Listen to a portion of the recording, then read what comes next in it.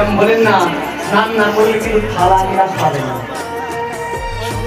কারণ ব্রাহ্মণ দক্ষিণ আছে তো, খাওয়া দাওয়া হলেই এটা করে থালা একটা করে গ্লাস পাবে। নিমাই বলছে শোনেন, কোনো কিছু হবে না, ওই পাত্র এক ঘটি করে স্নান করে আসেন, কোনো অপরাধ নেই। এইভাবে সব ব্রাহ্মণেরা কোনো রকম এক ঘটি করে স্নান করে এবার ঘরে এসে খাওয়া দাওয়া হবে, হরিবোল। নিমাই আবার কলে ফেলে দিয়েছে।